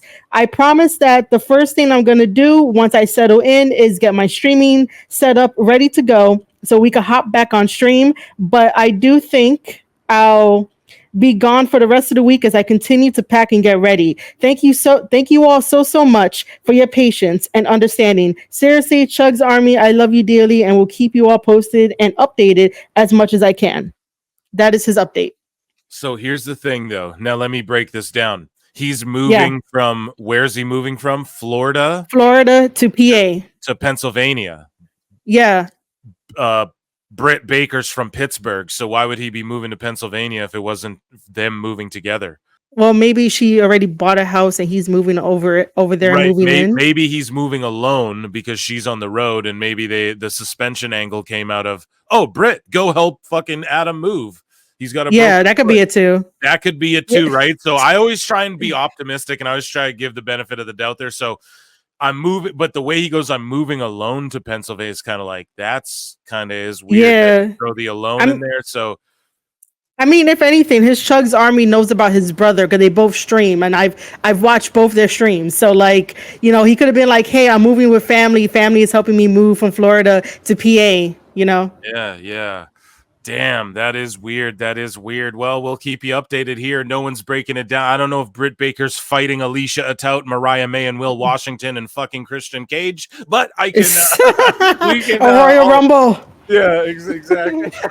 I would like to say before we move on, though, that I did watch your live stream yesterday, and you did cover Devon Dudley on Duke Loves Wrestling podcast, and I want to say thank you for that because Duke is my friend, and Devon is also my friend too. So thank you for covering that little thing that Duke had put out there. Absolutely.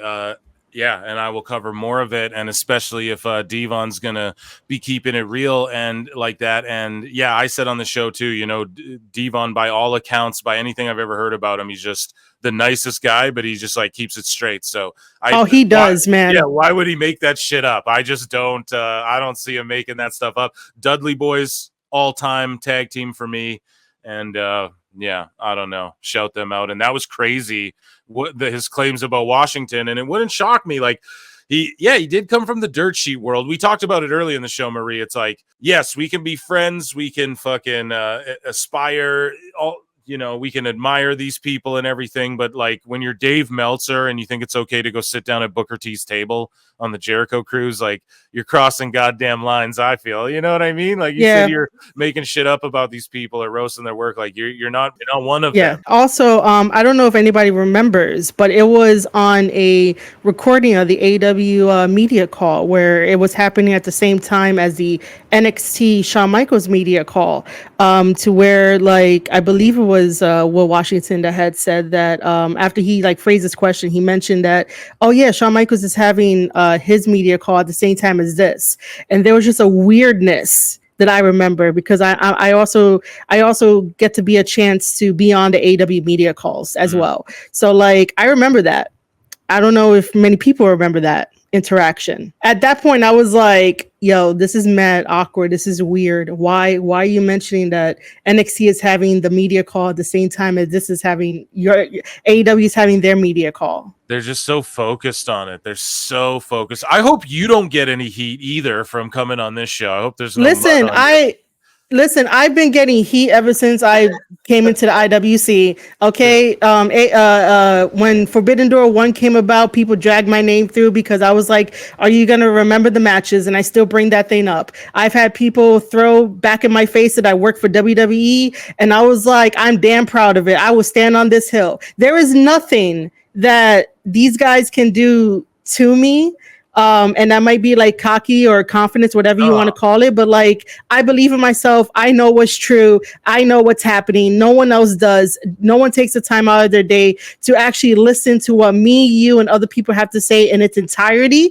And they think that a little slice of something gives them the right that they know you 100%. They don't know you. So you keep pushing, you keep doing you, and you'll find your people that will be right by your side because they're going to ring true to what you have to say. Other people just want to stay in the high school drama mindset and don't go anywhere with their life. Like I am proud of what I've done in the wrestling business.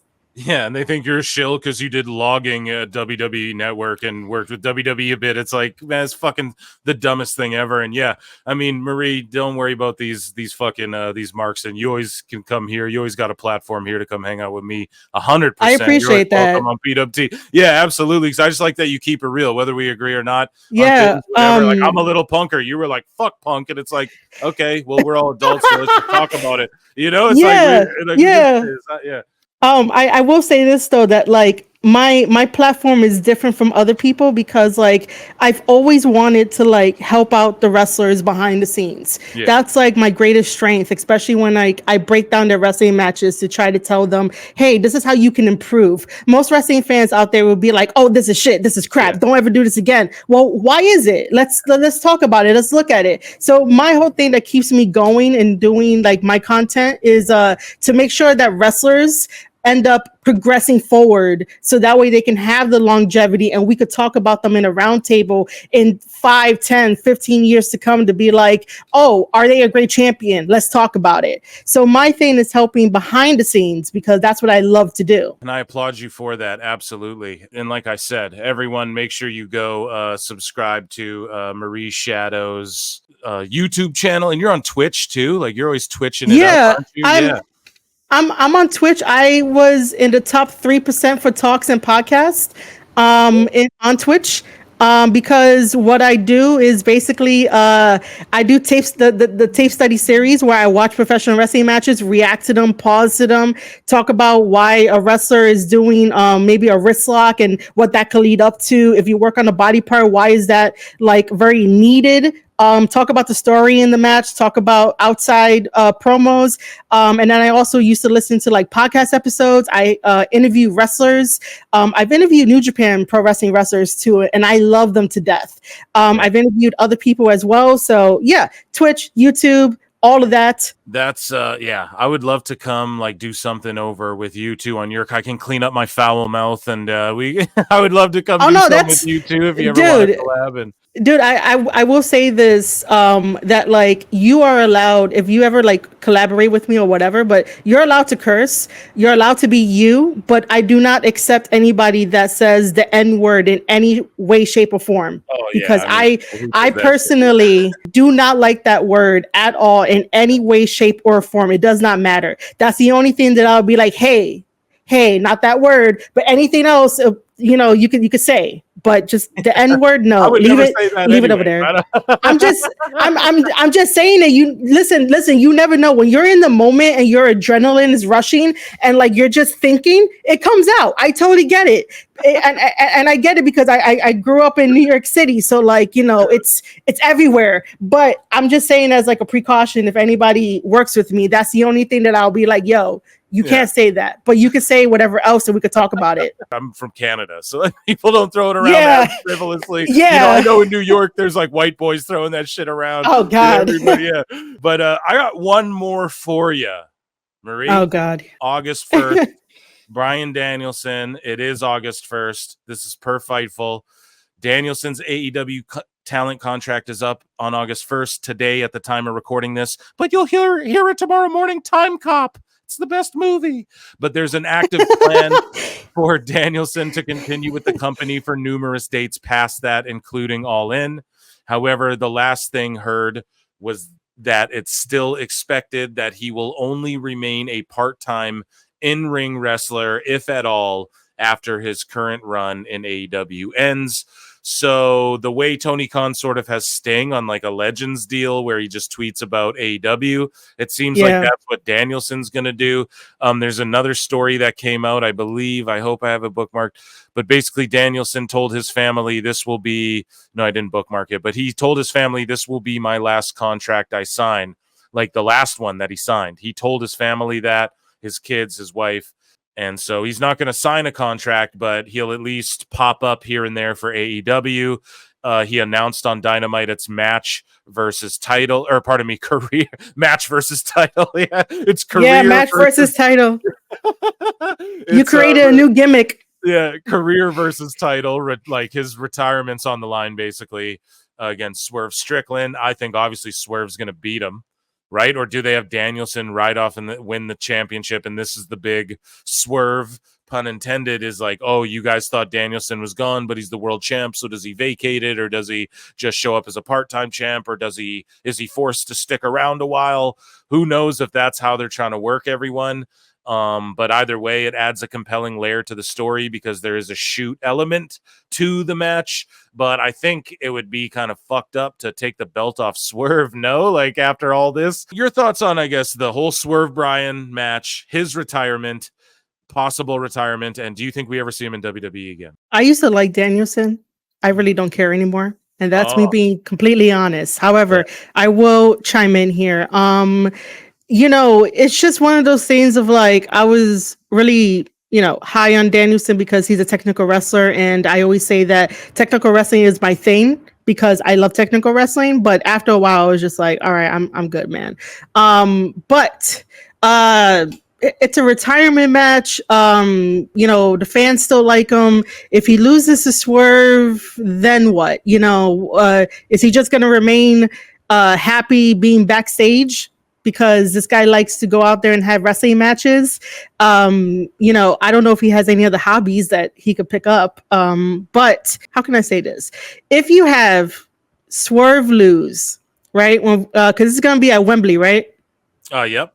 Okay, so if you have Swerve lose, that guy has gotten the short end of the stick.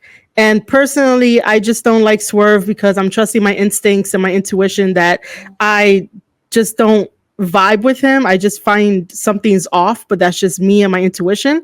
But in terms of like wrestling wise, AEW and Tony Khan has done Swerve a very disservice by not putting him front and center because he is the AEW champion. So if he loses to Danielson, will the fans care? Will the fans be in an uproar? And I'm going to say no, because it's Danielson.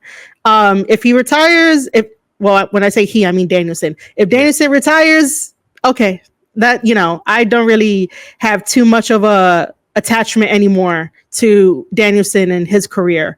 It's the same thing of like every time he talks about going to the G1 in New Japan Pro Wrestling. There were many times they could have sent him to the G1, but guess what? That didn't happen. So Danielson most of the time is all talk and no action until like until it's just like AEW and like soil stuff. And yes, I know somebody might come after me and be like, well, he wrestled in New Japan, back in the day, and then like Zack Sabre Jr. over there. Well, great, but he wasn't on a tour. If his biggest dream was to be in the G1, I would have been happy. I would have been watching the matches, but it hasn't happened. He kept talking about it. And if you keep talking about it, you're never going to do it, even if before the whole concussion thing happened, he could have been in the G1. During that time, they should have been like, hey, just stay here, do the tour, do one of the tournaments or whatever. And then dream fulfilled. But now that we know about his concussion history, it's like, dude, you keep talking. You gotta let it go. I don't know. I might be too harsh on him, but it's one of those things of like, now is the time to stop talking and start doing. Because the more time that people interview these wrestlers to be like, hey, what are your thoughts on the G1? Or like, some type of question where they'll be like, oh, I always wanted to be in the G1, but I'm not sure right now, but I always wanted to go. But, my family says that it's going to like take a toll on me. If you keep asking those same questions and getting the same answers, it's not going to happen. Like, I need more people to start doing rather than talking. Man, people don't typically go as hard as you did on Danielson, but I give you a round of applause for that because, you're keeping it real. That's definitely true. And that's like a true New Japan fan's reaction right there. A passionate New Japan fan right there. I also want to point this out too, that like, because I am online 24/7, which is very bad. Don't be like me, guys. But because I'm online 24/7 and I follow a lot of the indie wrestlers, like a handful of indie wrestlers have put out into the universe, I want to go to Japan. It does not matter where they want to go. They want to go to Japan and wrestle for, a Japanese promotion. And guess what? Those indie wrestlers that I follow, they are currently over in Japan and they are making their dream come true. So, the reason why I got on Danielson that hard is because if you keep talking about something, you're never going to go do it. And then like life is going to pass you by. And then you're going to be like, oh, the woulda, shoulda, coulda kind of feel. And like, I'm proud of the indie wrestlers that are over there. Like Titus Alexander. I hope I said his name right. He wanted to go to Japan. He's over in Japan. He's going to be in Pro Wrestling Noah. He's going to be part of the N1 Victory, which is similar to the G1 of New Japan Pro Wrestling. So there goes an indie wrestler from the United States of America going over to Japan and living out his dreams. So for people that are Danielson fans, I get it. Don't be upset with me, but you cannot continue. And this is in general for people out there. You cannot continue to live your life by saying you want to do something, but you never go and do it. And I think it's weird too that they just say like, well, it's a retirement versus title match, but he's still going to make appearances for AEW and maybe in a wrestling capacity. So it's like, it's not a real retirement even if he loses, and they're already telling us that. Which then buries Swerve's win when it happens as well, So I just think, unless Danielson's going to take off to Japan for a while or so, like I just don't really, I don't know. I don't get what this do you think we ever see Danielson in WWE again, like for a Hall of Fame induction even? Like I see that down the line. Oh, if he goes for the Hall of Fame, that's awesome. But if he shows up, I really don't care. Damn. Okay. So speaking of WWE, this is the last thing I want to talk about with you here. I've been keeping you so long, and I appreciate you so much doing the show with me. I've been having a blast. So it's just so much fun talking to you. So, are you keeping up with WWE as much as you are with everything else? Of course. Yeah. Right?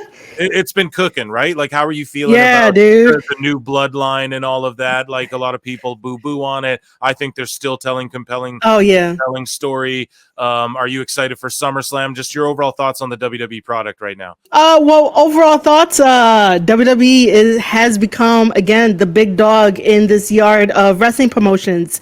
And everybody can, learn from what they're doing to get, like 3 steps ahead and stuff like that. I'm enjoying the WWE product, and I go along with the stories because they keep me invested. Judgment Day keeps me invested. Liv Morgan keeps me invested, and just a little like, damn girl. Dominic is doing fantastic. Damian Priest is doing fantastic. Everyone in the bloodline is doing fantastic. Shout out to Tama and Loa because I love those guys. If you guys don't know, I was also a guest on Tama's Island back in the day. So Tama, during the pandemic, Tama created, his podcast, Tama's Island, and whatnot. And I was a guest on his show. And I love that dude. I love Loa as well. Solo is doing great, even though people are not giving him, as much respect, but I get it. Loa, not Loa. Solo is just, being crazy right now. He's being unpredictable. Even though Jacob is like destroying everybody, but he's being unpredictable. I love the way that WWE utilizes their time with the women's division. Guess what? Good. Because guess what? Not everybody can wrestle on a 3-hour show, on a 2-hour show. Not everybody can, but the way that they allow the women to have backstage segments plus interactive backstage segments and even like in the ring segments, beautiful. Everybody gets time going. The same thing with the men. Not every guy is, booked to have a match, but you have those segments where you can breathe in between the match. AEW doesn't do that. AEW holds your breath for the whole entire time. Like, you got to breathe, man. Like, breathing is important. But that's just my jab to AEW just because I want to. Yeah, but let's go over to NXT for a little bit. NXT is doing great.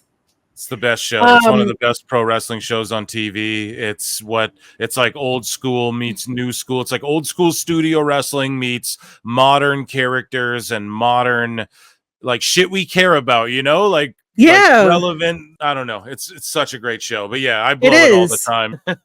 So basically overall, I am really excited about, this era of WWE now that Triple H is in charge. And I've said it once. I said it on a different podcast episode of mine, but I'll say it here too, that if the doors ever open up again, I will go back to WWE because I have so much fun watching it and like just talking about it with a few people. But I'm very, very proud of like everyone that has been over to WWE, that has signed to WWE, and even their partnerships with Pro Wrestling Noah. Like, I got super excited for that. And by the way, I did break down AJ Styles versus Marufuji. That was a very good match at Pro Wrestling Noah. And even Io Sky versus Utami, I broke that match down as well for one of my for my reaction series. So look, I just love wrestling. I love just having thoughts and ideas and everything that we talk about, but that's generally everything.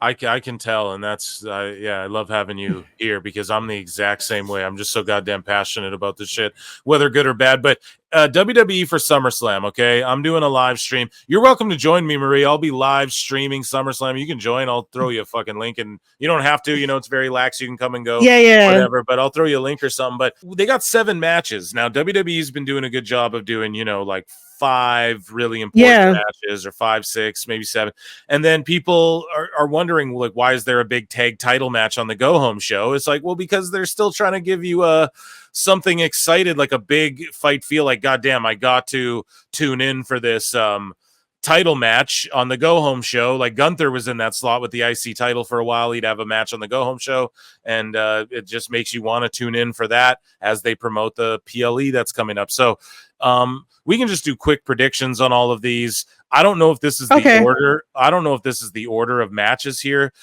We got, because it's listed this way. So are they kicking off with CM Punk versus Drew and Seth? I have no idea. I have no idea. Yeah, it's fine. We could just go through it. Yeah, we'll just go through it. So starting at the top, working down, Damian Priest versus Gunther, the World Heavyweight Championship match. Marie, what are your predictions on that match? Damian Priest is retaining because it doesn't make sense for Gunther to take it off of him at this very moment. Because Damian Priest still has, some more time with the championship title, and then has to tie up some loose ends with that championship title because that's the focus. Damian Priest is trying to be a 100% like, I am the champion. I do things the correct way, and I want to be talked about for years to come. Like that kind of persona that he has with that championship title, it means a lot to him. And plus, anyway, I'm half Puerto Rican, so like I got to go with Damian Priest because Gunther doing that shit, I was like, bro, man, like, what are you doing? His whole like ring comp thing, like we're like calling us street trash. Like I get it, dude. I totally get it. Oh god. Yeah, I get it. But that. but damn, man, like you don't know, like you don't know our stories because obviously Gunther doesn't want to listen. But then again, that goes to show you what character work is all about. Yeah. Where one character is like, oh, I'm high and mighty, I got this chip on my shoulder, my nose turned up, so I'm gonna call you street trash. And then for people like us to be like, oh, really? So now we're gonna boo you because you don't know our stories, because you don't want to listen to our stories. And we've had that before where people don't want to listen to our stories. So we got to prove them wrong. So Damian Priest better prove him wrong. Hell yeah. My prediction on it, I think it's just like Bash at Berlin's around the corner. So you got to think Gunther gets crowned there. Or he goes into the event as champion. I'm going to lean Priest walks out with the belt again because everyone's doubting him. Bayley versus Nia Jax. Nia Jax has really been stepping up. This match was inevitable, I feel, but I'm not too super invested in it. Bayley's time as champion has been, I guess, sort of whatever for me. But yeah, I see Bayley retaining over Nia Jax. What say you? I feel almost the same way too, where it's like I'm not fully invested. Like I respect Bayley as champion; she finally got it. And then like Nia Jax has been doing a really great performance since coming back. But then Nia Jax also has Tiffy in her corner with the Money in the Bank briefcase. I'm way more interested in a feud between Nia Jax and Tiffy. However, even though my mind for story says Bayley to keep the championship title, because it would be more fun to watch Nia Jax and Tiffy's relationship play out on television in regards to a championship title hunt. My heart says Nia Jax. Okay. But I'm gonna go with my brain that Bayley is gonna retain, just because I want that story to continue. So we have up next Liv Morgan versus Rhea Ripley. Now this one's tough. I'm torn. Much like Dom, I'm torn here. Mommy or Liv? I think we see. So a lot of people are predicting, Dom is gonna turn on Rhea and help Liv retain. Now my only thing with that is, if Dom turns on Rhea, we're going to see like the end of we have to start seeing the Judgment Day sort of fall apart, or people leave the group. So does that happen individually and like Dom just like fucks off while the Judgment Day's like, Dom, come on, man, you're still with us. And then he's like, nah, I'm with whatever. Or does like it happen at the top where Priest loses the belt because of Finn to Gunther or something like that? Who right? Like maybe we could see that all take place at SummerSlam. Some big shit's got to happen at SummerSlam. Which all of these matches have big fight feel, I feel like, but they've done such a great job storytelling wise. But God, I'm torn. I'm gonna just go out on a limb and say, it's so tough. I'm just gonna go out on a limb and say Rhea Ripley wins her belt back. Boom, there you go. So, but I don't know if Dom fucks her over. I'm doing the Meltzer here. It could be either thing. If Dom fucks her over and Liv retains, and then Dom takes Liv, that would not shock me in the least. What about you? Well, this is why I love doing these things, because we could fantasy book and we could talk about this, because I'm getting excited about my thought. I'm gonna go with Liv retaining, just because I also feel that Dom is going to turn on Rhea because like Rhea has such a dominating presence on Dom, and because Rhea was out for that amount of time, he experienced that like Liv is actually trying to help him and be like a partner to him, even though it's in a very psychotic, crazy girlfriend kind of way. Like we could see that. However, she wants the best for Dom. Dom, I was gonna say Dom ended up getting championship titles. That's not true, brain. Liv help Finn and JD get tag team titles, right? So I still think that Finn Balor has whatever plot he has with Liv, and that might end up coming through. And we'll see what happens later on, but I'm gonna go with Liv just because Dom felt more free in the presence of Liv, even though people were like, "Yo, get rid of the situation," but he's loving it because someone believes in him. Someone is not forcing him to do things. Right. So yeah, I go with Liv. I just, while you were saying all that too, I just thought, this could be like Finn's sort of because he's going to usurp Priest, and fight Priest is what I feel like they're building up to as well. So why wouldn't that be for the title, or it's just for the title of like leader of Judgment Day or whatever? But all I'm saying is like because here I've said this on the podcast a bunch.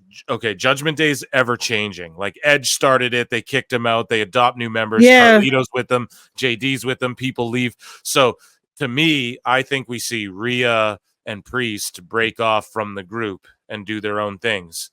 Oh, that could happen by fucking, because Finn has been tight with Liv as well. We've seen that. Yeah. Or maybe Dom chooses Rhea, and then Dom, Rhea, and Priest are all kicked out, and then they bring in Liv or whatever. But all I'm saying is that Finn will like usurp and become the leader. We've seen him beefing with Priest, and we've seen him sort of flirting with Liv, or like he's meeting with her. And when someone pointed out too, when Liv did her promo last week where she X'd out all the Judgment Day faces, she didn't X out Finn's face.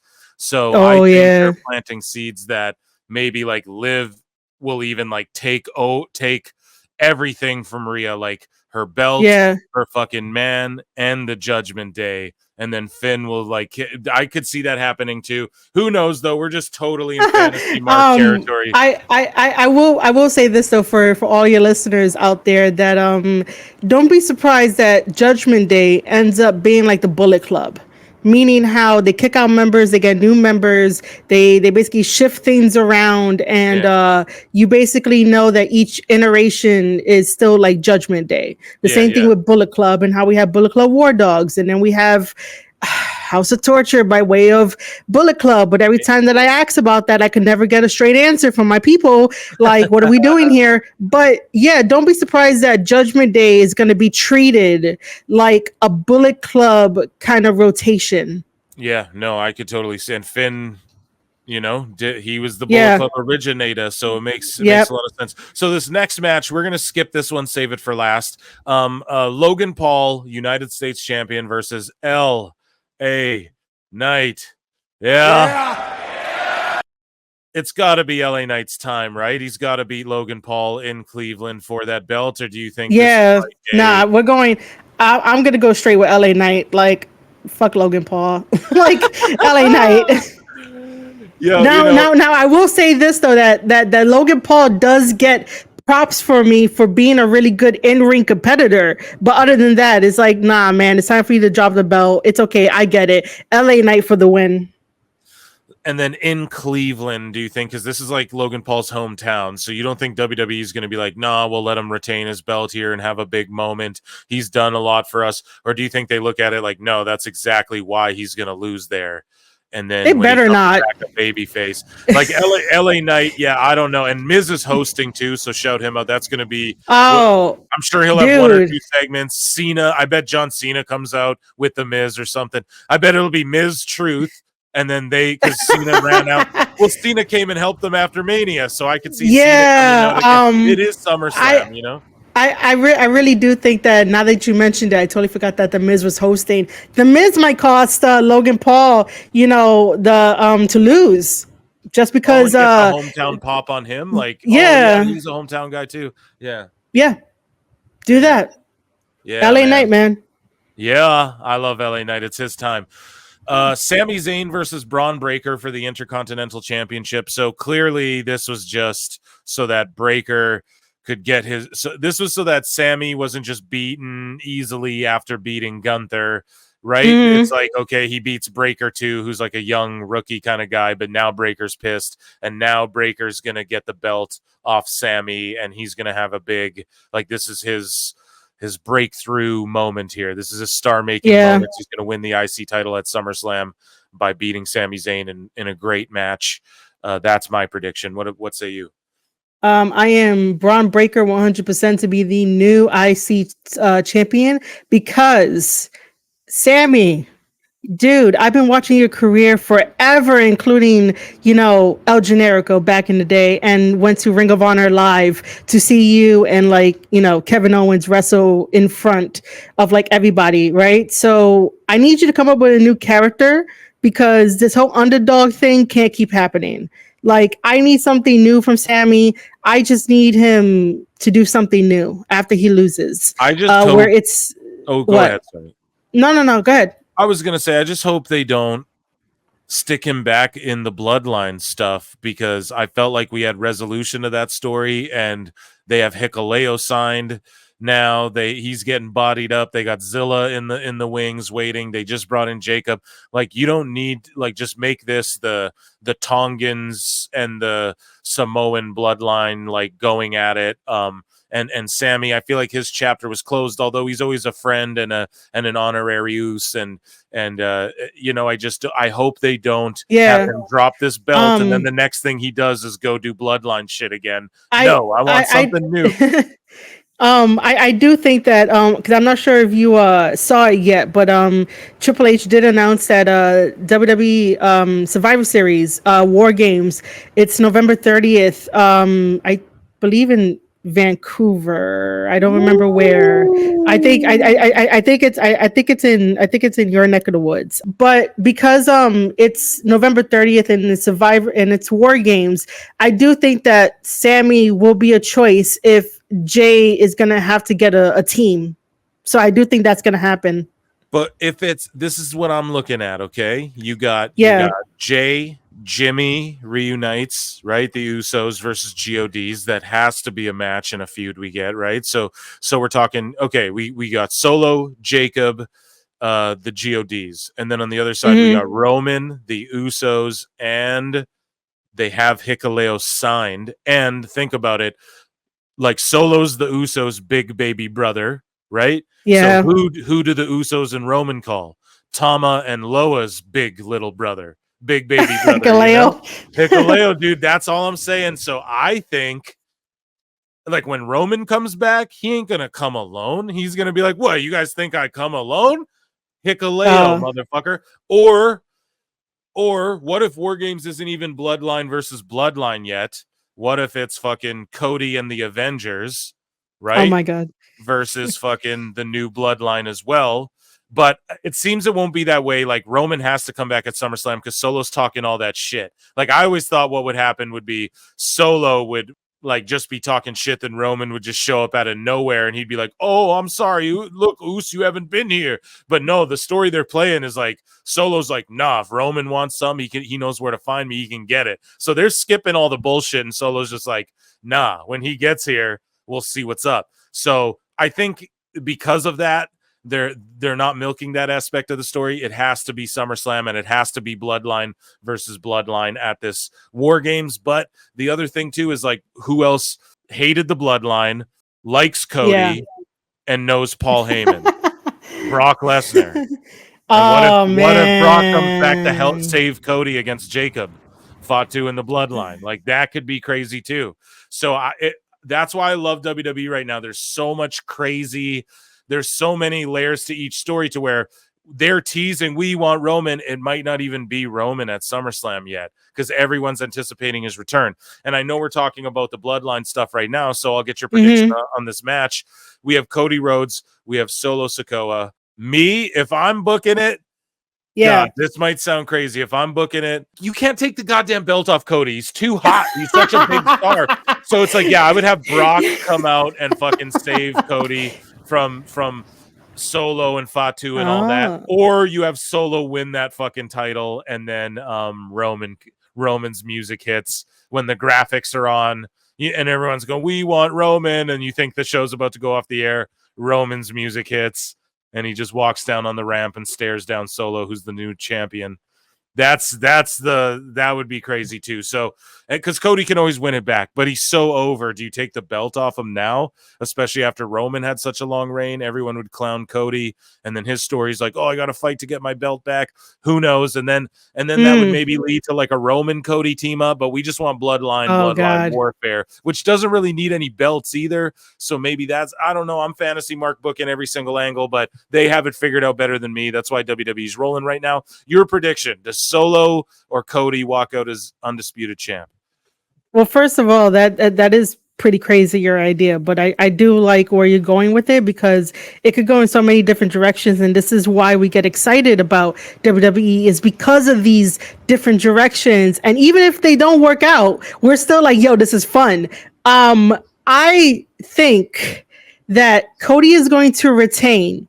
How he's going to retain, I have no idea. However, I do think that WWE needs to slow down rather than stop, but slow down with, having a debut happen within the bloodline, because now I'm expecting maybe Hikuleo to show up, or Roman to show up, or someone else like Lance or, Zilla, even though Zilla just won the House of Glory championship title. Yeah, but like now, so now I'm expected that every time a bloodline match happens at a pay-per-view, that we're gonna get a surprise entrant, which I think they should slow down on that, because that's gonna mess us up. But I do not see them taking the belt off of Cody just yet when it comes to the bloodline. However, maybe we finally get a heel Cody in the upcoming months. Maybe at the turn of the next. Listen, I want it. Like, time to do it. I know I want it too one day, but I don't think now you get over as a babyface. We'll see 2025, because I think 2025 would be the good start of him maybe still champion, being heel, because he's going through a lot of shit. He has to put up with the bloodline. He has to put up with back attacks. Oh my God. Like, people ambushing him, and it's breaking him. You can see that it's breaking him little by little by little by little.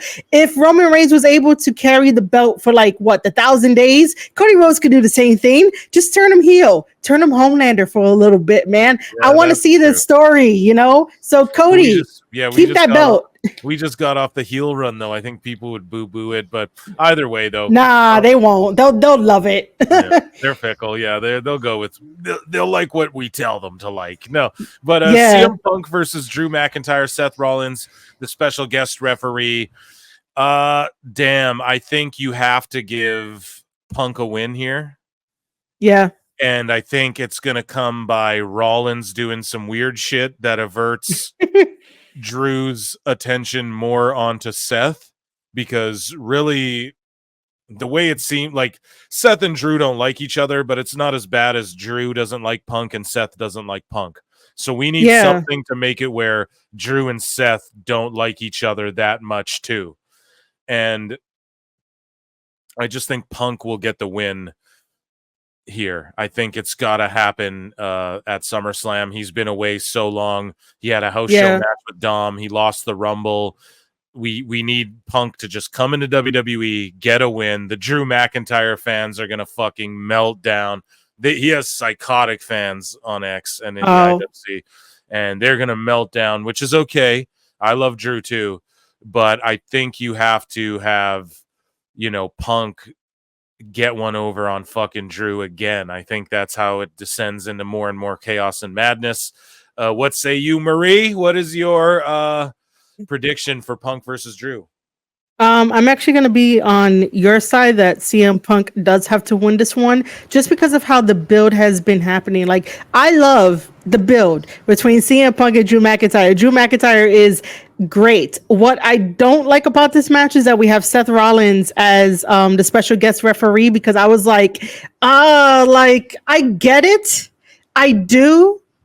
And maybe what happens in this match leads to CM Punk versus Seth Rollins and like close that chapter, because Seth Rollins needs closure.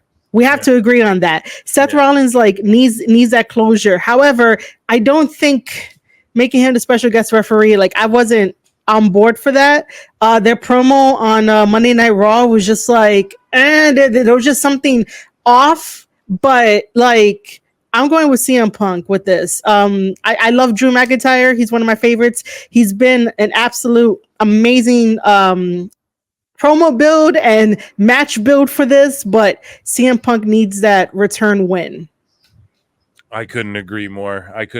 So that is our SummerSlam preview. We'll see how our predictions go. And folks, you can check me out at youtube.com/@prowrestleclips, where I do the live shows Wednesdays and Saturdays, or just whenever there's a PLE. So if it's on Sunday, whatever, you guys already know. So I'll be watching SummerSlam with you guys. Marie's more than welcome to join me.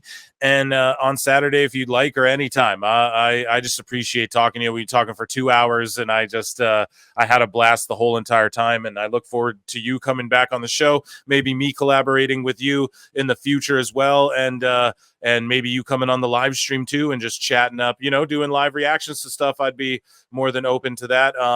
So ladies and gentlemen, round of applause for Marie first and foremost. And why don't you let the good folks know where they can find you once more? Just plug your stuff and tell them what you got going on. All right, awesome. So I really did enjoy this. This was fantastic. Anytime I could talk about wrestling with good people, it's just amazing time. So again, I'm Marie Shadows, host and the creator of the Square Circle podcast, which is listened to globally, according to Spotify, and also on my Substack newsletter. So what I basically do is talk about wrestling, review wrestling, have match breakdowns, have interviews, vlogs, the whole entire thing. I even do commentary on the side. And I also have my wrestling planner, which you guys should go and check out. The easiest way to get in contact with me is on Twitter at Marie_Shadows. If you want to head over to youtube.com/Square Circle Podcast, where you can listen to all of my thoughts on New Japan Pro Wrestling, a little bit of AEW, maybe some WWE, and some match breakdowns there. If you want to take it a step further, I have created a forum over on my wrestling newsletter called Square Circle Podcast Hub. You can find that at marieshadows.substack.com. And I created a forum where you can talk about wrestling with me and topics that do not make it into the podcast episodes. Other than that, I talk about wrestling through and through over on Twitch, twitch.tv/Marie_Shadows. And of course, campsite .bio/Marie Shadows has all of my links to everything else.